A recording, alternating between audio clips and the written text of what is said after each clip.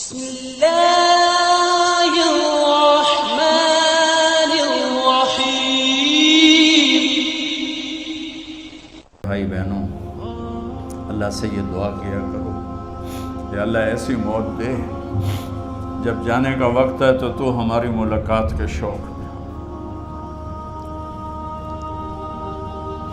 ایک صحابی کا انتقال ہوا، آپ نے ان کی قبر پہ جا کے یہ دعا کی، یا اللہ طلحہ جب تیری بارگاہ میں پیش ہو تو اسے دیکھ کے مسکرائے، یہ تجھے دیکھ کے مسکرائے، سارے دکھ درد دور ہو جائیں۔ تو جبریل بولے یا رسول اللہ آپ کی ملاقات کے شوق میں۔ آپ نے فرمایا جاؤ اللہ سے پوچھ کے آؤ میرے بعد میری امت کے ساتھ کیا کرے گا، جاؤ پوچھ کے آؤ حسن حسین کے ساتھ کیا کرے گا۔ یہ پوچھنا، ہر کوئی اپنے بچوں کو یاد کرتا، مرنے والے بچوں کو یاد کر، بچے میلاد۔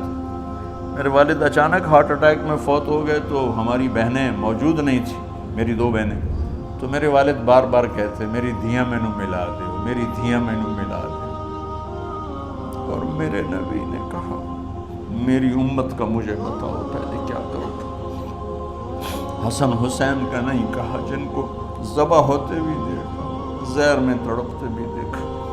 واہ یا رسول اللہ، آپ نے کیا وفا کی اور ہم نے کیا صلہ دی، سارے خنجر انہی کے سینے میں ہی اتار دیے، ہر تیر کھینچ کے آپ کے جگر کے پار کیے،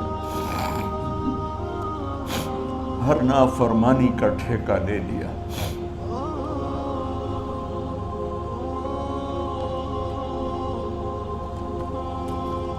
آؤ پوچھ کے آؤ میرے بعد میری امت کا کیا کرے گا۔ تو جبریل جا کر پیغام لائے کہ اللہ تعالیٰ فرما رہے ہیں ہم آپ کی امت کو تنہا نہیں چھوڑیں گے۔ میرے رب کی عزت کی قسم، خواتین و حضرات، میرے رب کی عزت کی قسم، میرے نبی یہ بات نہ اٹھاتے کوئی ہم میں خنزیر بنتا، کوئی بندر ہو جاتا، کوئی کتا ہو جاتا، کوئی سانپ بچھو بن جاتا۔ اس کملی والے پہ درود و سلام پڑھو جس نے اولاد کو پیچھے کر کے تمہیں اللہ سے مانگا۔ جب تک اللہ نے یہ نہیں کہا کہ آپ کی امت کے بارے میں راضی کر دوں گا، آپ نے فیصلہ نہیں کیا کہ چلو ملک الموت اللہ کی تقدیر کو پورا کر، اور جاتے ہوئے دو نصیحتیں فرمائیں، وہ بھی بچوں کے لیے نہیں، بیویوں کے لیے نہیں، امت کے لیے۔ الصلاۃ وما ملکت ایمانکم، اے میری امت نماز نہ چھوڑنا، نوکروں سے اچھا سلوک کر، حقوق اللہ نماز، حقوق العباد غریب لوگ کا فرمایا غریبوں پہ ترس کھانا، اپنے نوکر ملازم غلاموں پہ ترس کھانا، اور نماز نہ چھوڑنا، نماز نہ چھوڑنا، نماز نہ چھوڑنا، نماز آخر الفاظ ہے، نماز نہ چھوڑنا، نماز نہ چھوڑنا، نماز نہ چھوڑنا۔ اور اب حضرت عائشہ کے سینے پر اس طرح نیم دراز تھے، حضرت عائشہ یوں سیدھا بیٹھی ہوئی تھی۔ اب فرمایا کل مجھے فخر حاصل ہے، مات فی سحری و نحری، میرے نبی نے میری گردن اور سینے کے درمیان اللہ کو جان پیش کی۔ آپ اس طرح نیم دراز تھے تو تھوڑی دیر پہلے عبد الرحمن بن عوف آئے، عبد الرحمن بن ابو بکر آئے، آپ کے ہاتھ میں تازہ مسواک تھا، تو آپ مسواک بہت فرماتے تھے، تو آپ اتنے کمزور ہو چکے تھے کہ بولا نہیں جا رہا تھا، تو آپ کی نظریں مسواک پر ٹک گئیں، دیکھے جا رہے ہیں، مسواک کو دیکھے جا رہے ہیں۔ حضرت عائشہ نے محسوس کیا کہ نظریں مسواک پر ہیں، تو کہا یا رسول اللہ اب مسواک کرنا چاہتے ہیں، تو آپ نے تو حضرت عائشہ نے اب بھائی سے لے کر وہ لکڑی اور اپنے منہ میں چبائی اور آپ کے منہ میں اس طرح کر کے خود چلائی، کہا میں وہ خوش قسمت ہوں جس کا لعاب آخری غذا تھی جو میرے نبی کے منہ میں گیا، وہ حضرت ام عائشہ کا لعاب مبارک تھا۔ اور پھر اس کے بعد اگلا یہ سارا واقعہ ہوا، تو آپ نے کہا الصلاۃ وما ملکت ایمانکم، ایک نماز نہ چھوڑنا، ایک اپنے نوکر نوکرانی غلاموں سے اچھا سلوک کرنا، اور پھر اللہم الرفیق الاعلی، یا اللہ بلا لے۔ جب آپ نے اعلان کیا کہ چلو تقدیر کو پورا کرو، تو جبریل بھی غمگین ہو کر کہنے لگے یا رسول اللہ پھر میرا بھی آج دنیا میں آخری دن ہے، آج کے بعد میں بھی کبھی اس دنیا میں لوٹ کے نہیں آؤں گا، یعنی وحی کے ساتھ۔ آپ کی آنکھیں بند ہوئیں، حضرت عائشہ رضی اللہ تعالیٰ عنہ کی چیخ نکلی تو ساری بیگمات دوڑی دوڑی آئیں، تو آپ کی منزل پوری ہو چکی تھی، تو آپ کو لٹایا گیا اور چادر ڈال دی گئی۔ ابو بکر رضی اللہ تعالیٰ عنہ اپنی دوسری بیگم کے پاس گئے تھے عوالی، 3-4 میل، پتہ چلا تو وہاں سے گھوڑے پر وہ دوڑتے ہوئے آئے اور آ کر آپ کے ماتھے سے چہرے سے کپڑا ہٹایا اور آپ کے ماتھے پر بوسہ لیا تو آپ کے آنسو ماتھے پر گرے، کوا و نبیہ وا خلیلا وا صفیہ، ہائے میرا نبی، ہائے میرا دوست، ہائے میرا خلیل، ہائے میرا جگر، کہ یا رسول اللہ آج کے بعد آپ کوئی دکھ نہیں دیکھیں گے۔ جب آپ درد سے بے قرار تھے اور بی بی فاطمہ رضی اللہ تعالیٰ عنہ ساتھ بیٹھی تھیں تو آپ کی بے قراری کو دیکھ کر وہ رونے لگی کہ ہائے میرے ابا کا درد، ہائے میرے ابا کا درد۔ تو میرے نبی نے کہا ما علی ابی کی کرب بعد اليوم، بیٹی آج تیرے باپ کے دکھ کا آخری دن ہے، آج کے بعد کوئی دکھ نہیں دیکھیں گے۔ تو صدیق نے کہا آپ آج کے بعد کوئی دکھ نہیں دیکھیں گے۔ اب تشریف لے گئے مسجد میں تو کوہرام مچا ہوا تھا، کچھ گمسم تھے اور عمر رضی اللہ عنہ تلوار اٹھائے ہوئے تھے، جو کہے گا اللہ کا نبی فوت ہوگا میں سر اڑا دوں گا، وہ فوت نہیں ہوئے، وہ اللہ کے پاس گئے۔ ایک جنونی کیفیت پیدا ہوگی، وہ واپس آئیں گے، سارے کفار سے جہاد کریں گے۔ تو ابو بکر ممبر پر آئے، کہا عمر بیٹھ جاؤ۔ عمر کہنے لگے نہیں بیٹھتا، انکار نہیں بیٹھتا، اور تلوار ایسے، سبحان اللہ، واہ صدیق واہ۔ آپ نے ممبر پہ کھڑے ہو کر، کیا سونے سے بھی لکھے جائیں تو کم ہے، قیمت اس سے زیادہ ہے۔ میرے صدیق نے کہا لوگو من کان یعبد محمدا فإن محمدا قد مات، جو محمد کی پوجا کرتے تھے تو آج محمد کو اللہ نے موت دی تھی۔ ومن کان یعبد اللہ فإن اللہ حی لا یموت، اور جو اللہ کی پوجا کرنے والے ہیں وہ یاد رکھو ان کا اللہ زندہ ہے، موت سے پاک۔ پھر آپ نے اِنَّکَ مَیَّتٌ وَإِنَّهُمْ مَیَّتُونَ، میرے محبوب آپ کو بھی موت آئے گی اور ان سب کو موت آئے گی۔ حضرت عمر فرماتے ہیں جب میں نے یہ آیت سنی تو میں یوں نہیں گرا، ایسے گرا سیدھا، ٹانگوں سے جان نکل گئی تو یوں گرے ایسے یوں، اور کہنے لگے مجھے یقین ہو گیا کہ موت آ گئی اور اللہ کے نبی ہمیں چھوڑ کے چلے گئے۔ غسل کون دے، کیسے دے؟ اہل بیت نے غسل دینا تھا۔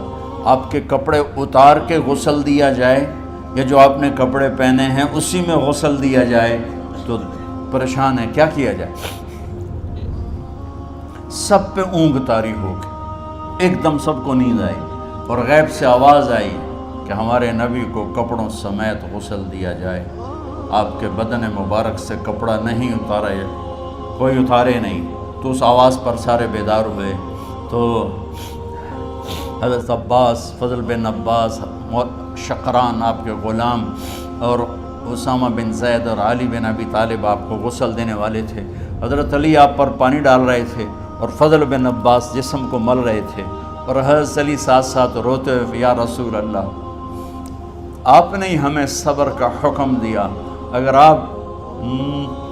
آپ ہمیں صبر کا نہ کہتے تو آج ہم دنیا کو رو کے دکھاتے، اور آج ہم دنیا کو اپنا غم دکھاتے کہ کس طرح غم کیا جاتا ہے۔ اور یا رسول اللہ آپ کے جانے پر وہ نقصان ہے جو قیامت تک نہ پہلے ہوا نہ بعد میں ہوگا، کہ آپ کے بعد نبوت کا دروازہ بند ہو گیا۔ اس طرح پانی بھی ڈال رہے تھے اور روتے بھی جا رہے تھے، اور فضل بن عباس وہ آپ کے پہلو بدل کر ہاتھ مل رہے تھے، ہاتھوں سے مل رہے تھے۔ قبر کے کھودنے کا وقت آیا تو وہ لحد ہوتی ہے، کھڈا کھود کے پھر سائیڈ میں کھڈا کھودا جاتا ہے، اور ایک ہوتا اسٹریٹ جیسے ہمارے ہاں ڈال کے اوپر وہ سلیب ڈال دیتے ہیں، تو کیسے بنائی جائے؟ تو ابو طلحہ رضی اللہ تعالیٰ عنہ قبر بناتے تھے وہ والی لحد والی، تو فرمایا جو پہلے آ جائے گا نا وہی قبر تیار کر۔ تو ابو طلحہ پہلے آ گئے تو لحد والی قبر تیار کی گئی، اور آپ کے کفن دینے کے بعد وہی وہ سب چلے گئے۔ اس کے بعد باری باری اہل بیت، ان کی خواتین، ان کے بچے، پھر مہاجرین، ان کے خواتین، ان کے بچے، ان کے نوکر، پھر انصار، ان کی خواتین، ان کے بچے، ان کے نوکر۔ تو پیر اور منگل یہ 2 دن سارے گزر گئے، اور منگل کو عشاء کے بعد جا کر یعنی بدھ کی رات آپ کی تدفین کا وقت آیا۔ تو جب آپ کو قبر میں اتار دیا گیا تو مغیرہ بن شعبہ رضی اللہ عنہ کھڑے تھے، انہوں نے اپنی انگوٹھی اتار کے اندر پھینک دی لاحد۔ تو پھر کہنے لگے علی کہ میری انگوٹھی نیچے گر گئی ہے، اٹھا لو۔ ایک بہانہ کیا نبی کو بوسہ لینے کا، انگوٹھی پھینک کر فرمانے لگے علی وہ میری انگوٹھی گر گئی ہے، اٹھا لوں۔ سب دیکھ رہے تھے کہ پڑی ہوئی کہاں اٹھا لو۔ تو انگوٹھی کیا اٹھانی تھی، نیچے جا کر اللہ کے نبی کو لپٹ کے اور دھاڑ دھاڑ رونا شروع کیا۔ سب صحابہ کی چیخیں نکال دی۔ انگوٹھی تو ایک بہانہ ہی تھا، آخری شخص جس کا جسم نبی کے جسم سے ٹچ ہوا وہ مغیرہ بن شعبہ ہے۔ تو پھر سب نے شور مچایا کہ باہر نکالو، باہر نکالو، باہر نکلو۔ باہر نکلے تو اینٹیں لگائی گئیں، پھر مٹی ڈالی گئی۔ تو جب واپسی ہوئی تو حضرت انس گزرے تو حضرت فاطمہ کھڑی تھیں، طابت نفوسکم ان حسیتم علی رسول اللہ التراب۔ انس کس جگر کے ساتھ تم نے نبی کو مٹی میں چھپا دیا، کس جگر کے ساتھ تم نے نبی کو مٹی میں چھپا دیا۔ اللہ سے ملا دے۔ قبر دیکھنے کو خوفناک ہے، اگر اللہ راضی ہے، جب کبھی قبر سے ڈر لگتا ہے، بہت ہی لگتا ہے تو خیال آتا ہے اگر اللہ راضی ہے پھر تو مسئلہ ہی کوئی نہیں ہے، چونکہ اللہ نے اپنے محبوب کو بھی قبر میں اتارا۔ یہ نہیں کہا کہ ایک خوبصورت بیڈ روم بنا کے اس میں لٹا دو، کہا قبر میں اتارو۔